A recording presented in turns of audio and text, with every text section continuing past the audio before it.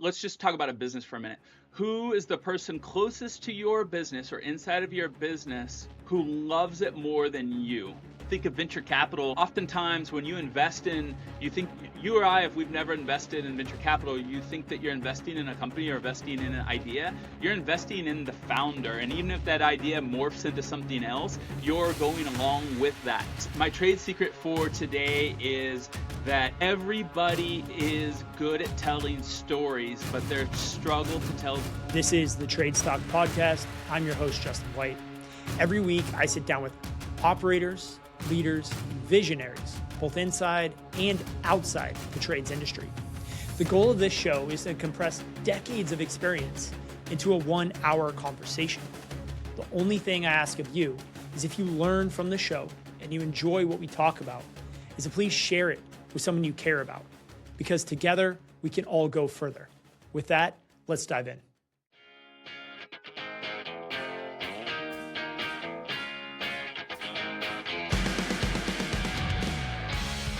All right, friends, welcome back to another episode of Trade Stock. Super excited for the discussion we're going to have today. We have Peter Murphy-Lewis in the studio. Peter, welcome to Trades Talk. Thank you. Excited to be here. This is awesome, Justin. Yeah, it's excited to have you here. I really enjoyed doing some research on your work, what you've done with your career, the storytelling aspects. We're going to get into all the details. Peter, I'd love for us to just start in the place where you kind of started. Tell me a little bit about your move to South America after growing up in Kansas. Yeah, I'll do the abbreviated version. We can go back and visit any part that stands out to you. I went to a boarding high school in Missouri when I was 14, and that experience was mind-changing for me, world-changing for me, because I had so many friends from abroad. I had friends from Egypt and Japan and Mexico and Indonesia. So I went to college in Boston. When I got out of college in Boston, the very first thing that I did is I got a scholarship to study my master's degree anywhere in the world. I went down to South America. At that point, I wanted to be a diplomat. So I chose a country that would give me an advantage to come back to being a diplomat in the United States and joining the State Department. But within 6 months, I realized that I loved living abroad. I loved living in South America. My Spanish was good. I made close friends and started a company after working in the university for a little bit. And while I started that travel company that grew pretty big, had clients like Beyonce and Paul McCartney and Aerosmith, about 5 years into that, I got invited to do my own TV show, similar to Dirty Jobs. People refer to me as the chubby version of Mike Rowe. And that's where I did 100 different jobs. And that's what I ended up doing for the next 10 years in South America, and moved that storytelling world of kind of fractional marketing consulting back to the United States about 6 years ago. And that's what I do now. Wow, that's incredible. So let's talk a little bit about what you do now, and then I want to go way back, and I want to ask you some stuff about the diplomat journey. Tell me a little bit. It says you coached over 200 CEOs in your career. What's that like being a CMO? What does that mean? Help define that for the listeners a bit. Yeah, it's evolved over time. Back when I started as an entrepreneur in 2007 with my first company, a little bit of that was just kind of learning on the fly. I'd never taken a marketing class. I'd never taken a business class, never a financial class, nothing like that. So I kind of learned everything with my own money, with my marketing chops. I learned doing it. And shortly thereafter, I started consulting in Chile with a whole bunch of executive MBA programs. So there are big universities in the United States that will bring down their executive MBAs on how to build a company, or even how to build a part of their company in South America. And I was kind of that bridge between the American who did it and understood the culture. And that's what I started helping out down there. And when I moved back to the U.S., I brought back that experience here and worked with a lot of startups and a lot of companies trying to figure out how do they build a moat or a narrative around their business. And that's kind of what I got into. And that took me into documentaries. And now I'm doing it with SaaS and private equity turnarounds, and even companies that are preparing for a sale or an exit. Wow. Okay. Well, I'm making notes on that. We're definitely going to get into some of the PE strategies and what they do to enhance a company's valuation. We talk a lot about that. So All right, let's go back to being a diplomat. What was the idea? What was the inspiration to become a diplomat? I always loved politics. My parents raised me in a family to respect politicians, no matter what side of the party you're on, both local, state, and national. And I just always loved that. I was drawn towards politics. So in college, I studied sociology and history and some politics. So I thought that diplomacy was kind of taking all of that in plus my international interest, and I don't know anything other than what I just explained there, and I still think that I love politics and still love diplomacy even though I never worked in that field. And mostly I just found something more beautiful than diplomacy, which was living in Latin America. And the culture abroad changed who I am and how I think and as an entrepreneur, and that was I think like very fulfilling. Wow. Tell me more about that idea of how the culture changed you as an entrepreneur. Yeah, this is something that I just was able to kind of express in words probably in the last 4 or 5 years. So I came back to the US in 2019, right before COVID, and came back here, and I realized that I almost came back into being the old Peter who lived in the United States. And I realized that wasn't necessary because I was moving to a new city. I didn't have any of my friends or family around me, and I could decide who I was going to be. I could leave behind the version of me that I wanted to, and I could be the person that I wanted to be as well. And that happened to me when I moved abroad, and without knowing it. So when you move to another country, you can be a brand new Justin. Every mistake that you made in high school or college, or bad girlfriend, or anything that you wish you did better, you can make a new version of you. And even when you learn another language, it's like learning another paradigm. I always say that whenever I hang out with engineers, or I hang out with architects, or I hang out with psychologists, I'm just always trying to like pick up a new shell, a new skin, and understand it. Well, another language is like that as well. They think differently when you speak another language, and that allows you to be a different person. Wow. Yeah, I can definitely relate to that. It's funny too. You mentioned private equity. There's like a private equity language too when you're talking to investors, and when you can talk their language, you get a different experience with the conversations that you have with these individuals. I, I have to imagine that is just on another scale when you're in a new country exploring their culture at a deep level. Yeah, there's one small thing about Yeah. that that'll make you laugh is that as an American, if you go into particular cultures that are more structured, by the fact that I don't look or speak exactly like them or dress like them, you can almost jump different levels or different, I don't want to say stage, different filters into different parts of the society that otherwise I wouldn't be able to. And I would feel like, for example, in private equity in the United States, I wouldn't have been able to probably make that jump until I had my first experience doing a marketing or doing a turnaround for a private equity with a successful exit. But something about being a foreigner allows you to jump some of those. I wonder if they're like, some 25-year-old Japanese person who moved here to the United States and had never worked in private equity, if there's a chance that they would fit in faster than you and I. I think they would. I think actually that's a great point. You almost are able to, with your background of looking into diplomacy and how humans actually work, and how the classes are set up here in the United States, there's different levels, and there's people who protect their class at all costs in some areas. It changes when you come in. I think as a foreigner, you were looked at as someone who maybe has a different opportunity basis or something. But I can definitely see the difference going to a new country and being able to kind of reinvent yourself and almost float around and move through social circles a little more fluently, unless compared to if you were native there. Yeah. Very interesting. So you got into telling stories in Chile through this documentary series of frontline workers doing these radical jobs. Tell me a little bit about how that came to be and what exactly. Let's just talk about that. How did it all start? Yeah, my travel company gave me the opportunity about every year in the springtime, one or two TV channels would come around and knock on our door and say, "Hey, what innovative type of travel packages, tours, stories are you telling that we can show to our local TV audience in South America?" And we were always doing new wine tours or new bicycle tours or new food tours and those types of kind of group experiences as well. So we would explain, well, one of those moments I was on local television, and right afterwards, one of the producers and directors came up to me and said, "Hey, can we have some lunch?" And I had lunch, and he said, "I think that I want to pitch you to do your own TV show." And I said, "Why me? My Spanish isn't perfect.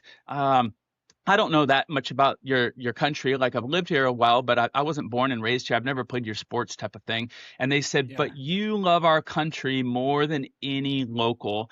And there's nothing that a country likes more than seeing an immigrant talk good about their country." You and I saw it during World Cup, right? We saw the news come out in the last 2 months about how much people realize how nice we are, how good the food is, how easy it is to move around. Those types of things feel great when we hear it from an immigrant. And so I think they just took advantage of that, and that show took off. Did more than 100 different jobs. Did crazy things. My first day on set, I filmed as a grave digger.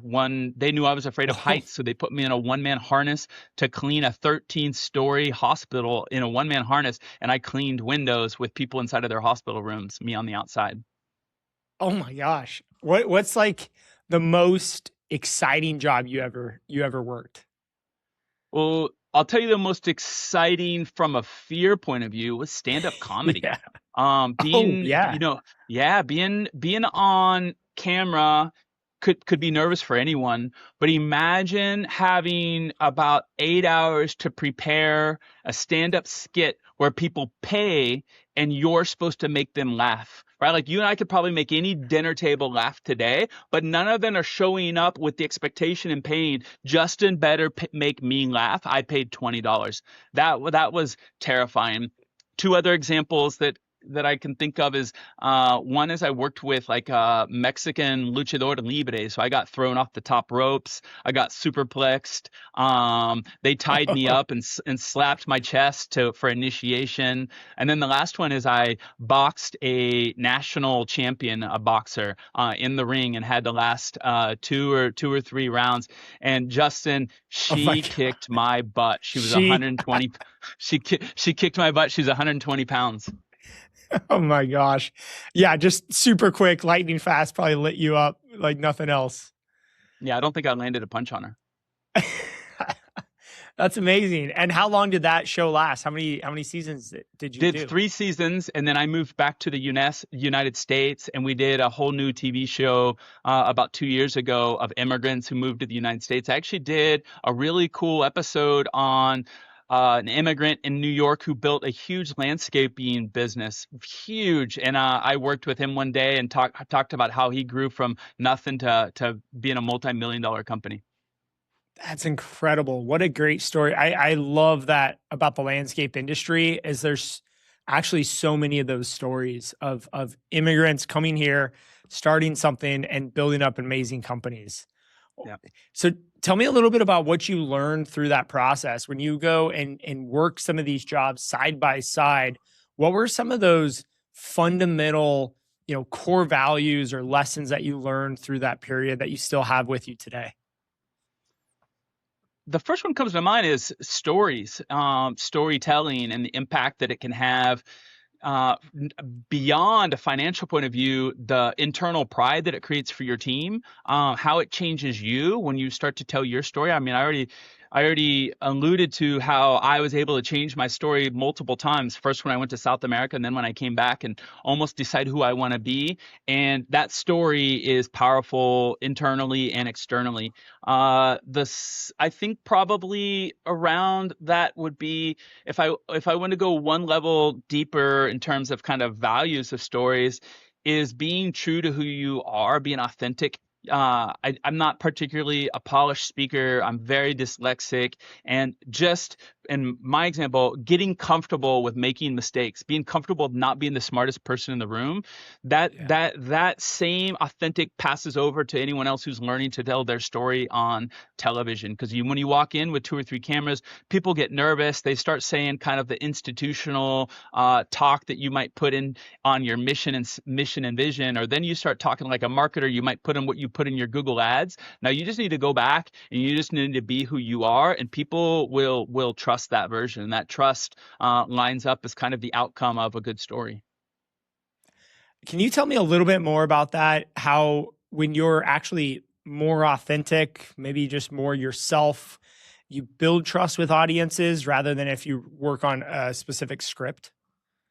Yeah, I teach this framework quite a bit when I do public speaking. And I always started off by saying, you know, companies, industries, individuals don't have a content problem. Everybody's putting out content these days.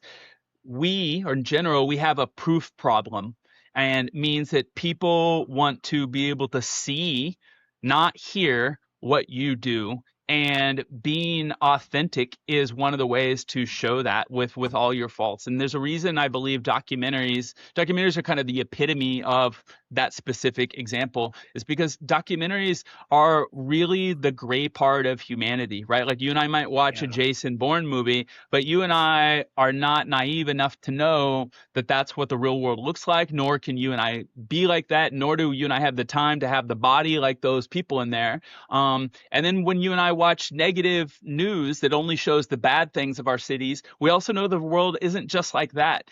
Documentaries is specific that gray area that shows who we are with all of our contradictions. And I think that's why people change their opinion and are educated more by authentic stories than they are by data or even by marketing, because it just lines up with our DNA.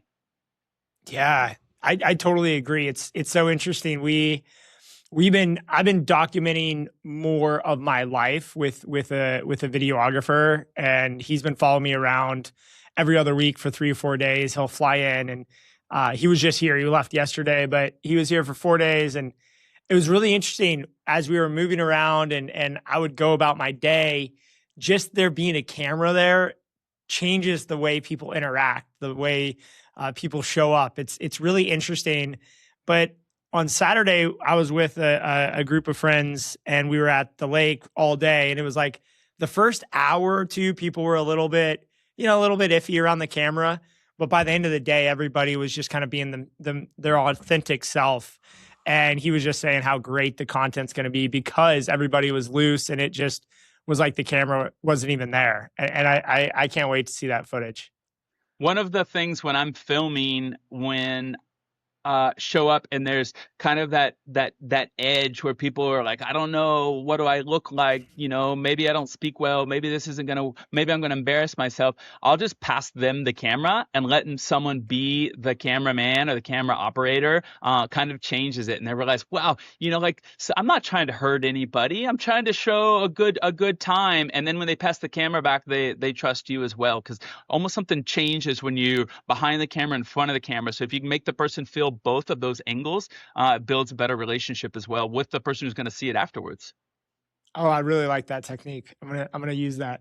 That's great. So tell me a little bit about this idea that, when we have all this content, we have so much cool stuff happening every day, and especially in the trades and in physical work and landscaping industries, we have so much cool stuff that people want to see. But we have this problem that is getting this content out through storytelling or through other ways. What are some of the techniques and processes that you put in place to help companies tell their story in the public setting? Yeah, this is, I think, probably the area where I feel like I can give the most amount of strategy and advice and help you avoid making mistakes. Because before you think about distribution, go back and then think about your goal. I see people pull up a camera and start recording, but they haven't worked on the narrative or the story arc. And to just make it even simpler, what is the question that you want to answer or help somebody else answer before you start filming. Otherwise, you're just going to be putting out a whole bunch of fluff or a whole bunch of content that nobody really wants to consume. Because I do documentaries for companies and nonprofits and associations, both locally and nationally. I translate it to kind of a CEO or an executive director as, what is the smallest business goal that you want to achieve? And if we achieve it with a story or with video content, you would be happy. And the reason being, as an entrepreneur yourself, you understand this. When you niche down on your audience, it's going to be easier to speak to them and them relate to you. And so the exact same thing with a goal and with storytelling and content. So what's the simplest goal? Like, Justin, if you and I started working today, be like, I know I want to talk about my company. I'm like, well, what's the smallest goal? You're like, actually, I want a story that's going to bring in so many people from recruiting that I have a long line of people who want to work with me. Oh, perfect. Now we got on a really small goal. We might be able to achieve creating content where people talk about you. Let's go down to the smallest one, which is you want to have 100 applicants next month instead of 5. Okay, Yeah. now we're going to create content that's going to get people who either not interested in your company or your job or your industry, or people who are but don't know who you are. Those two things I can come up with the right question, and then you start thinking about the right messenger or the channel before distribution. But I can go down to distribution after if you want me to. But those, I think you need to go back to the basics first. No, let's unpack this whole process. This is the core of the show, and this is what I'm so excited to talk to you about. So it starts off understanding the goal. And what if someone tells you, well, I don't know. I just feel like I should be doing social media. I should post more content. What's kind of your pushback on them, and why is it so important to have that goal?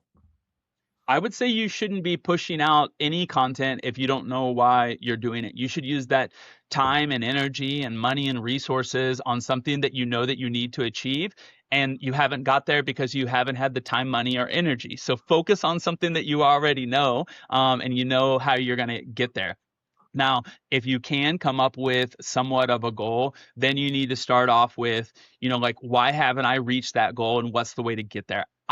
Because I tend to work with industries, and I tend to work with either misunderstood or underrepresented or mission-driven individuals or mission-driven organizations that have trouble changing what the public thinks of them. And so I usually like to talk about the elephant in the room. What is the most negative thing that people would say about you or your company or your industry, or talk about your company because they don't know it, but therefore what they think of your industry, they'll also think about your company. What's the most negative thing people would say when you're not around? And then we find what is the part of that is the biggest bridge between the truth and what they think, and how do we find a way to confront that? I find that we like our opinion changed if it's told in an interesting way. So the larger the gap, the easier it is for us to change our opinion. And that's why I think we had so much success with our documentaries in nursing homes. We're just rolling out a documentary in the next month around zoos, doing a documentary soon around propane gas, working with people in all over. I did a documentary about community bankers. So start with the elephant in the room. I really like that take. And I think every industry has that stigma about it that is false and fabricated from some weird story. Like contractors always try to rip off the homeowner. That's kind of like a standard, right? So there's always going to be something that I think people can gravitate to. And you said something that kind of caught my attention. The larger the gap, the easier it is to close, or the easier it is to change people's minds. Yeah, because like I'll give an example between you and I. Like if you and I had a conversation about the World Cup, and let's say that you watched 30 hours of World Cup in the last month and I watched 30 hours. You and I both think we probably know the same amount of things. So if I try to teach you something about how hydration break gave people a different advantage, you're probably going to not listen. But if you don't know anything about World Cup and you and I get along, the likelihood of you changing your opinion about people flopping or the stoppage time or even the hydration break, you're probably going to listen more closely because you're further away from knowing what the reality is. Wow, that actually makes a ton of sense. Okay, so That's really interesting. I never thought about it like that. And how do we use that when we're going into this storytelling? Let's start getting to the next step. So we're identifying some of these gaps, we're identifying the elephant in the room, we're working towards our goal. What's kind of the next step after that? Think about what you want them to do to be able to reach your goal. So and there's an example where I'm working right now. I do a lot of social experiments. So I go out and design exactly what we're talking about right now for companies and industries so that they can do it in-house if they want to, or they can do it with me. And then they have all of this content to achieve that goal. So there's an example where I'm working on a project now with a program in the university that wants to bring brand awareness to their department, to their classes, and why their institution matters. So the last week, I've been going out and doing these in-person interviews, and what I found in my second iteration of this is I wasn't taking these street interviews about the elephant in the room. And this particular project is about aging.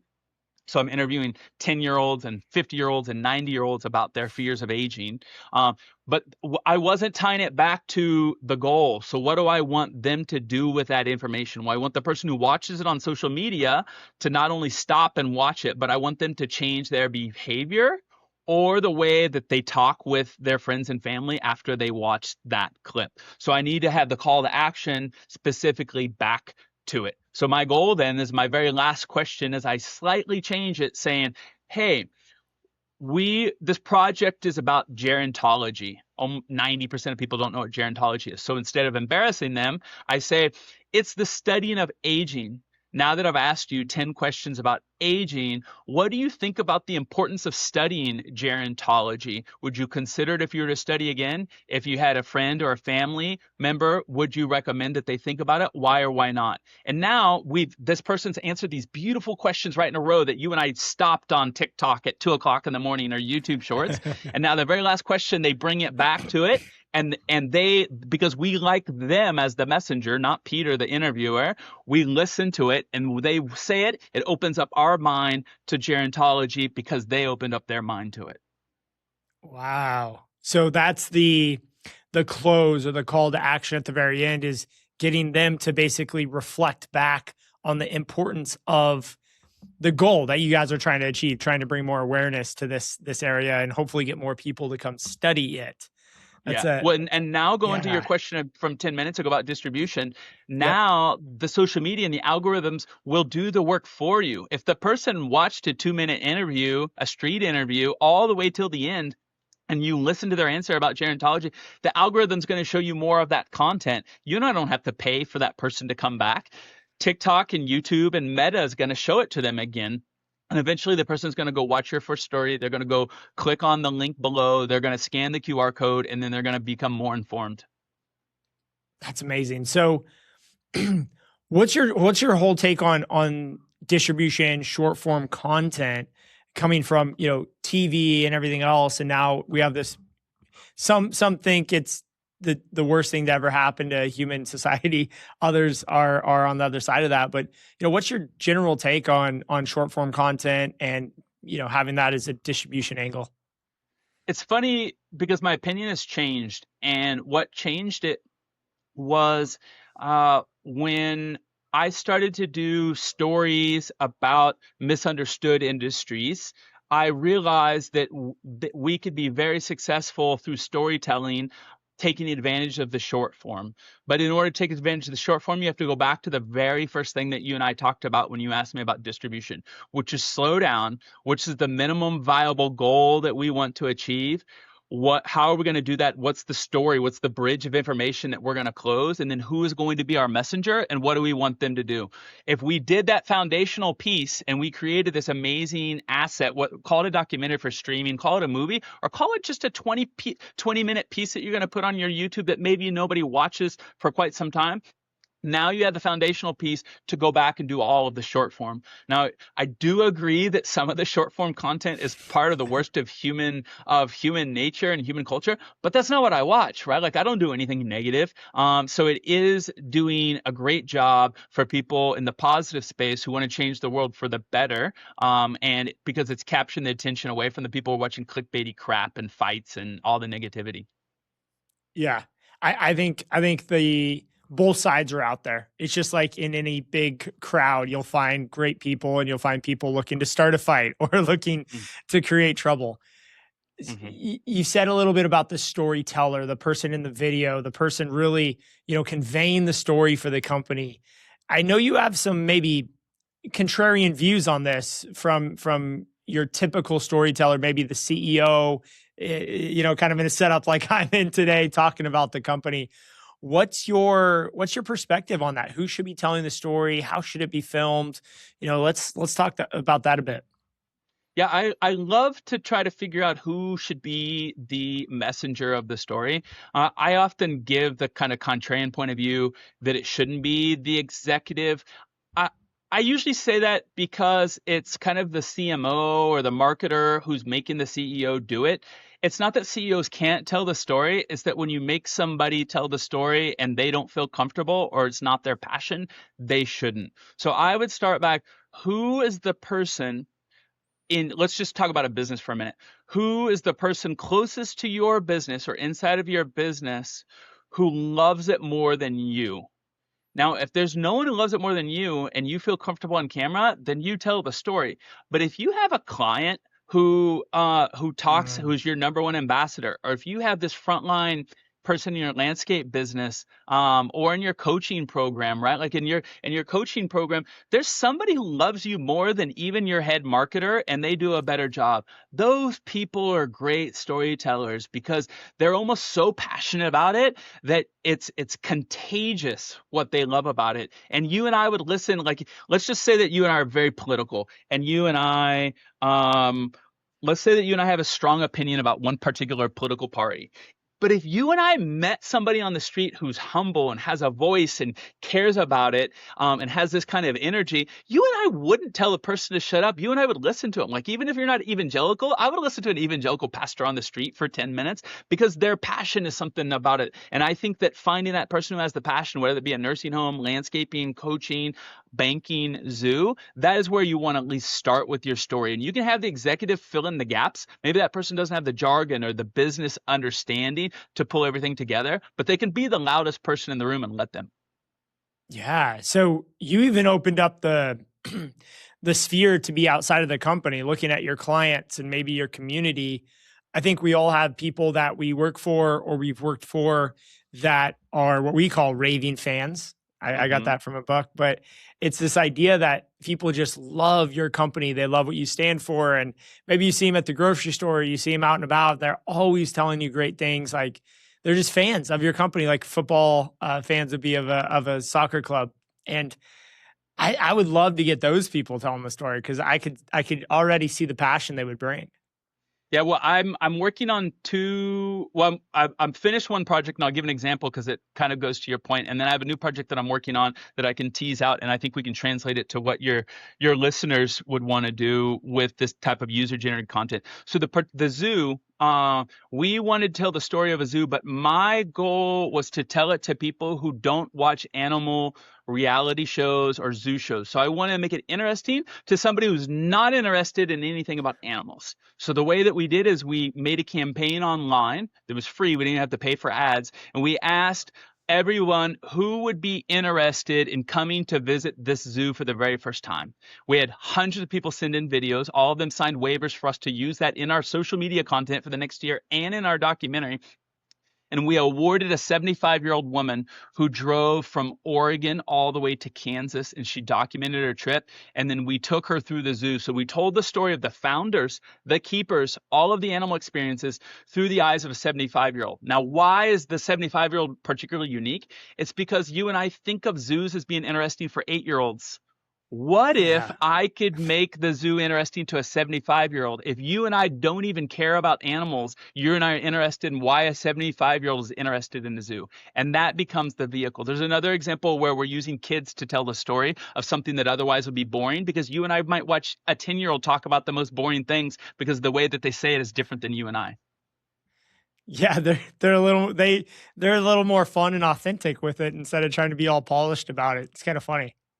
Yeah, more Uh, curious. I always say that, about the age of yes. 14, we decide that asking questions makes us look stupid, so we quit asking questions. But that's what makes for great content. Being curious and not the smartest person in the room is something that kids can teach us uh, about authentic content. Wow. Yeah, I really like that idea. So that zoo idea is great, and you were able to utilize the internet and people's interest in zoos to get a bunch of unique original content. How can we take that? So I've always thought most of our crew leaders have iPhones that are provided by the company, and they're on the job site every single day. And there's this idea that I've always had of, well, we have a large company. We have, let's say 40 crew leaders out there. That means we have 40 phones out on a job site 8 hours a day. That's a lot of potential content that can be created, but we seem to have a hard time of really getting that authentic content in the field. What are some strategies that we can put in place as a landscape or trades business to try to empower our team to just turn their phone on and capture some content that we could then utilize in telling that story? Yeah, there's a lot of different ways that we could go with this. I think uh, I would the first thing I would probably do is go back to what is the most misunderstood thing about your industry or even your crew or about their job, which my guess is that people think that it's easy. So like when I'm sitting inside of Yeah. my house or my office, there's a chance that I think other than the heat, I might think that your job is easy. So I would probably ask questions like, what are the parts of landscaping that you think that you could do? And then I would try and get somebody come do it with me. Somebody's humble enough to do that, and they would, and you show them how hard it is, whether it be something simple to like cut a straight line, or it has to do with how fast you have to do things and load things and so forth. I think I read somewhere that um, there's there's people that are now starting to work with like electric lawnmowers and electric types of landscaping. I've seen it. I've always thought about one of the things people complain about is the noise in the morning. So I would want to try to contrast. I would try to find a way where those of us who come out and complain about the noise at 7 o'clock in the morning or 9 o'clock in the morning type of thing, and then show now with this new product, people don't complain. So I would try to get like the end user, the client, to be that content for us.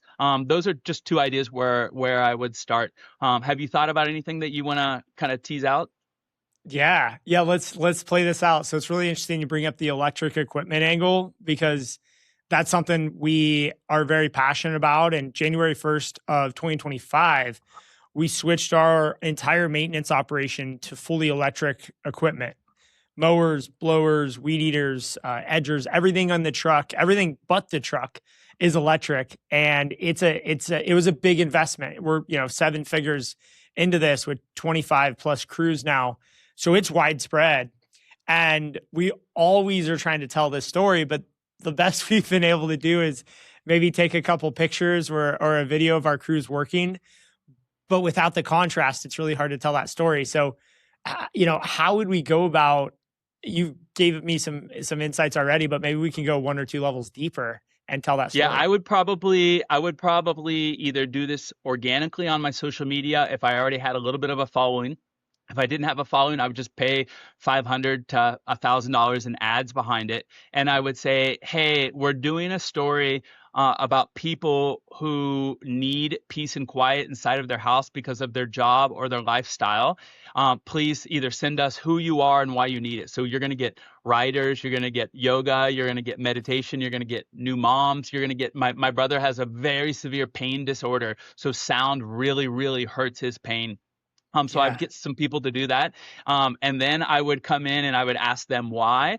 And then I would ask them if they could give me their reaction to hearing the mower and the equipment outside of their window. And I would record them right afterwards and show the decimals on it. And then I would say, now can I do the exact same experiment with this and then get your reaction after too? So I would let them tell your story. So it doesn't look like it's a story about your product. It's a story about the way that you care about them. And you're lining it up with their job. And you could say, we interviewed We interviewed an architect, a stay-at-home mom, a psychologist, and all. A kid who's on the spectrum, and this guy with pain disorder. And here's what we found about this equipment. I would have never guessed this had this impact on so many people. That's what I would play with. I would test the experiment first, and then once it works, go big with it. Yeah. No, I think it definitely, is exactly, I think, what would happen. We've actually had people, if funny enough, complain that we didn't maintain, like, hey, you guys didn't come by our house today.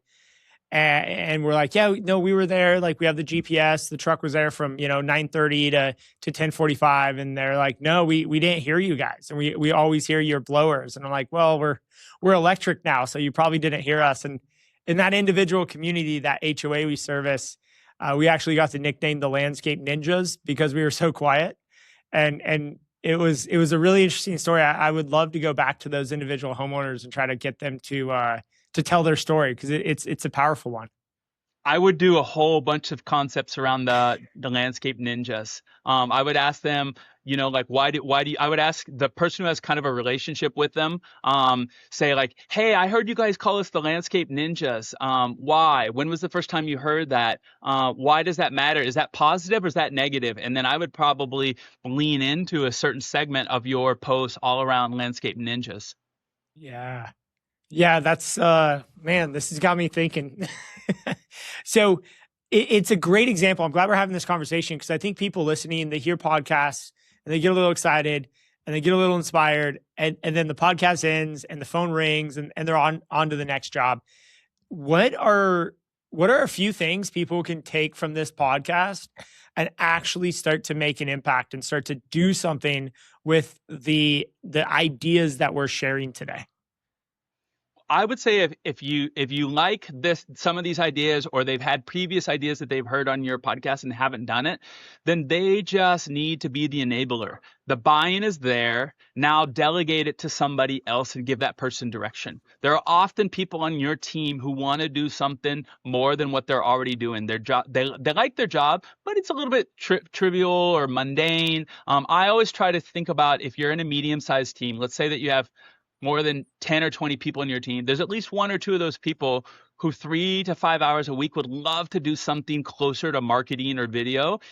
You need to enable them, give them the direction, take the transcript of this call, write out what makes most amount of sense to you, use AI to map it over to your business or your pain point. Maybe they're not the landscape ninjas. Maybe there's something else, right? Use AI to map out that experiment to them and say, hey, I want you to do an iteration of this. Do you feel comfortable? What do you need from me? Do you need me to send them an email? I want you to go out and just say, the first month you're going to fail. We don't care. We all have failed before. I failed for me to get where I am now as your boss. You're going to fail for a month, but eventually with enough iterations, the person's going to get it. That's such a great way to do it.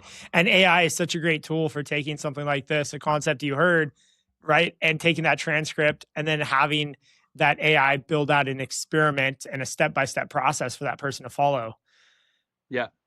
We have a lot of people in our companies that I think also on this AI side are starting to automate a number of their tasks at work. And they're starting to get really good at some of these administrative tasks, and their time is starting to get freed up.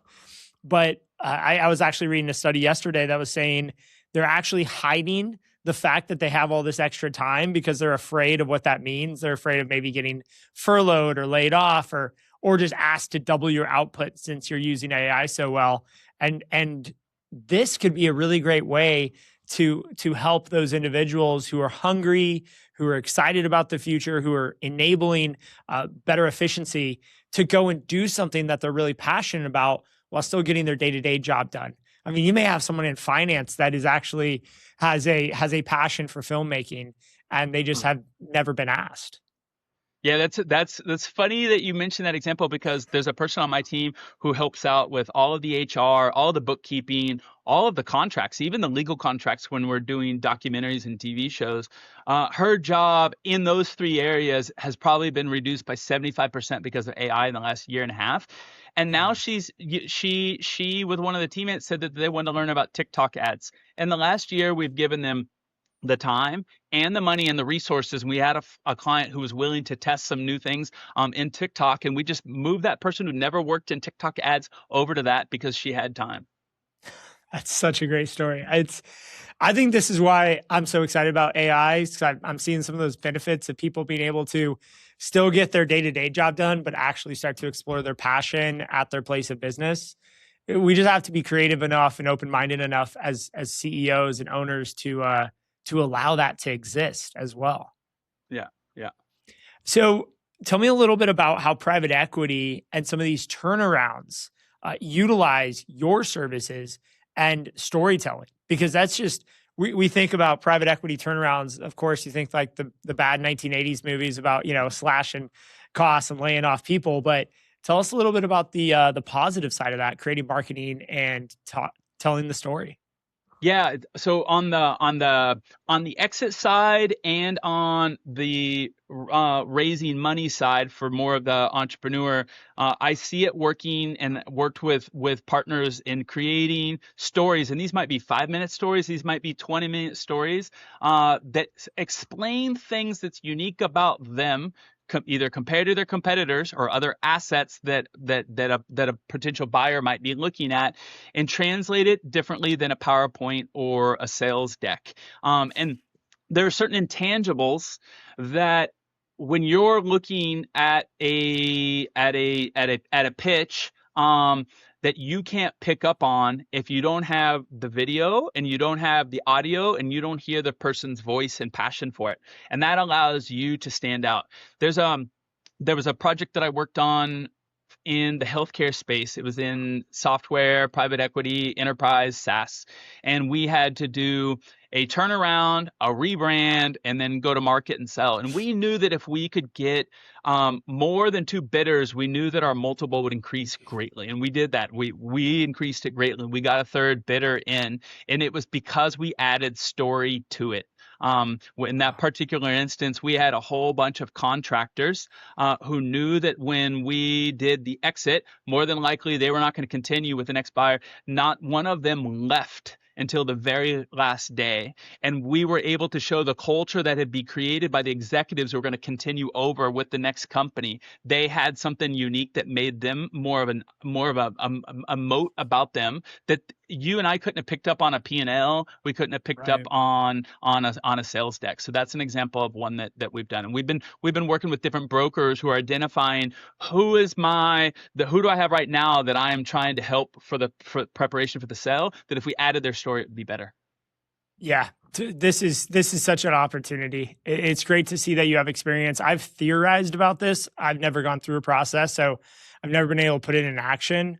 But I've always heard private equity. I've interviewed so many of them. They always talk about how the culture is so important. But culture doesn't show up on a P&L. It doesn't really show up on a sales deck or a slide very well. That's something you could probably tell a really cool story about, right? Is the culture of the company. Yeah. And even the culture of kind of the founder, like if you think of venture capital, oftentimes when you invest in, you think you or I, if we've never invested in venture capital, you think that you're investing in a company or investing in an idea. You're investing in the founder. And even if that idea morphs into something else, you're going along with that. So you're translating what that founder is in a nuanced way through a story, for the exact same way that you'd be doing it for a company that's trying to prepare for an exit. Yeah, that makes a ton of sense. And like you said, it's not so much about going out and just, massively increasing your multiple because of the story. It's more of, hey, we actually were able to collect more interest on the front end of this process. And that enabled us to get, maybe the right partner that we otherwise wouldn't have reached, or ultimately a better multiple or a better exit price because there was multiple people interested in the purchase. That is a really great foundational story about how to increase your enterprise value. And then if you're on the marketing or sales side, I always teach people that once you have a well-crafted story, that story can be used 50 times across other departments. It can be used for recruitment, can be used for retention. There's an example of I recorded a story about a year ago, and there's one clip, and that company uses that clip in their recruitment email that goes out to the applicant saying, hey, watch this story because this is a great reflection of who we are. If this resonates with you, you're going to fit in here perfectly. So it makes the person fall in love with your company before they ever go to the interview. They use it in nurturing and they use it in sales, just with different copy. So don't think of that 5-minute video that you started way back with the very first goal of not being able to help you in other departments afterwards. This might be the best ROI you'll ever spend money on, I think. But it's a very big hill to get over if you're a small trades business that has never really spent money on marketing ever. And now you're being asked to spend, tens of thousands on a production. So maybe talk us through that decision process. If you're listening, you're like, all right, I think I'm going to invest and tell a story, and I want to do it right with the right equipment and the right team. It's going to cost money, though. Correct, Peter? Yeah, but do it in stages. So I work with nonprofits who have a very small budget. The example of the project that I shared with Gerontology, they didn't have the full funding to do a documentary, because I get documentaries on streaming platforms, and that whole process, costs an extra $100,000 or $200,000. But what if our first stage of content is built out into three different formats? First, the design of the experiment, which I shared with you that I'm testing. The second one is the execution. I'm now almost in the execution. And then the third piece is when I bring in the thought leader to pull together the experiment. Each one of those are substantially less expensive than diving all the way in. So you can build out the framework of your story, whether that be something you're going to do in the street or just the story of us hashing out an example of a founder or an exit. That work can be done in an hour to 2-hour call with somebody like me or somebody like you. And then you don't have to invest until it resonates. And then you take that framework around and pitch it to your friends. Tell it to a former employee who left and works in a different company and they miss working with you. Hey, you miss working with me. Does this story explain why you wish you were back in my company? Yeah, you're on it. Now, so get a couple gut reactions and then you can go in for it. Gosh, that's such good advice. I definitely have spun my wheels here where I just dove in trying to check a box, accomplish the quarterly objective of building out a 5-minute video for quote unquote recruitment purposes, but not thinking about it with that architectural lens of first figuring out the design and then execution, and then actually asking others for advice before you go and just start shooting a bunch of content. That's great. Yeah. So let's talk a little bit about your most recent founded company, Strategic Pete, and what you have done now that you're back in the States. Yeah, so Strategic Pete started as kind of a side project when I was doing the private equity turnaround for the enterprise software. And the CEO at the time was really amazing. He told me that he was bringing me in for the turnaround. He goes, this is going to be really hard. You have to build the team from scratch. I need you to stay till the end.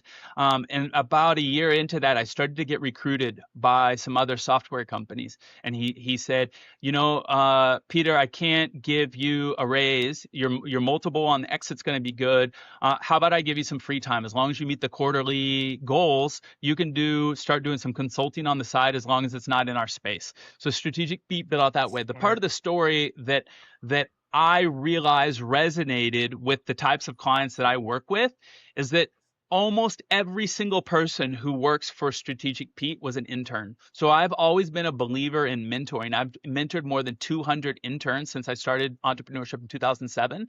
The majority of them, if they were great, they ended up working with me internally, or I let them work with a client.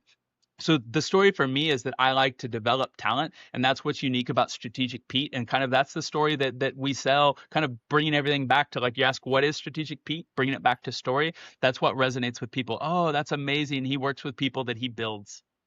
That's so cool. When did you start that passion of helping to develop people and mentoring interns? Was there someone who explained and showed that to you? Was it natural? Did you fall into it? The first one started mostly from just probably natural skill set. I was a teacher's assistant in college. I was very close to my teachers, so I was kind of a natural educator.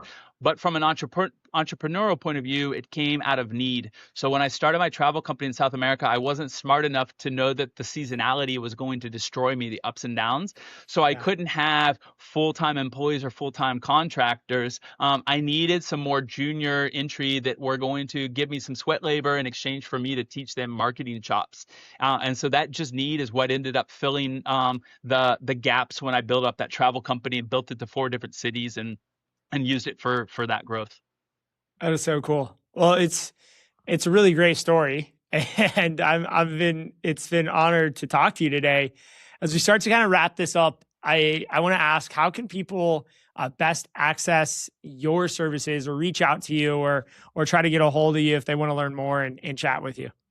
Yeah, it's easy to find me on Google or on LinkedIn. I'm on LinkedIn every day. I'm the only Peter Murphy Lewis on there. You can go over to Strategic Pete as well.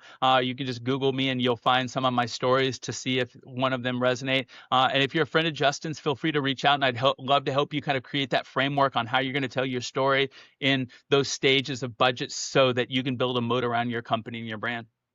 Awesome. Thanks for that offer too. I really appreciate that. And as we end the pod, I always ask every guest for a trade secret, something they've learned along the way. So Peter, what's your trade secret today? Ooh, wow. I know, it's a hard one. Ooh, I've got it. Okay. My trade secret for today is that everybody is good at telling stories, but they struggle to tell their own story. So start off by thinking about somebody who's impacted you in your life and why you are who you are.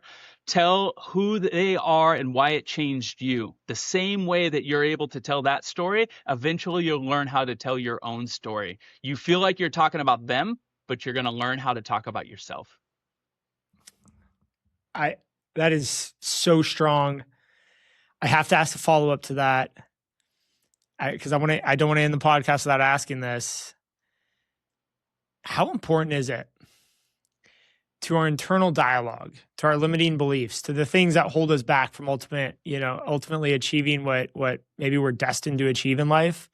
How important is our internal personal story? Oh, wow. Very important from a positive and from a negative. I always give the example that when I came to the U.S., I was training to prepare for a marathon before I turned 40. And I had 3 marathons that were canceled in a row because of COVID. And I quit running and I gave up for about 3 months. And I started to tell myself that I was a quitter, that I was a loser. And I remember watching the documentary of Michael Jordan, The Last Dance, and it was 2:00 in the morning. I watched it. I binge watched it, and I don't necessarily admire Michael Jordan as being a great human being, but it was his resilience and his strength that moment, 12 days before my 40th birthday, I signed up for a marathon and went out and ran a marathon without any training. And I realized that I could change the story about myself only from a documentary from a man that I'd never met, and that changed who I think about myself forever. Wow. That's an incredible story. I won, by the way. I was going to say, how'd the marathon go? I won, but there weren't very many people. I mean, still though, like just the fact that you decided to do that had to be inspirational in itself of what you do. The fact that a documentary was able to get you to take that type of action and change your life. Yeah, and then it impacted how I approach storytelling, right? Because it's the same way that I try to make an impact with my stories about others and documentaries. Gosh, man, I really love this. Well, Peter, thank you so much for sharing so much with us today. The hour just flew by for me. I'm sure it did for many of our listeners. And guys, if you're listening, just listen to what Peter said today. Take a little bit of action, create some type of next step in your life around telling stories, and just do one thing. That's my challenge for you guys. Just take one step forward, sign up for that marathon, whatever it is, and go conquer life. So thank you, Peter, for being on. Thank you. Thanks for tuning in to Trades Talk, where the next generation of disruptors comes to raise the bar. If you got value from today's episode, share it with someone in the trades who's ready to level up. For more tools, insights, and community, Follow host Justin White and join the movement at jwhitegroup.com.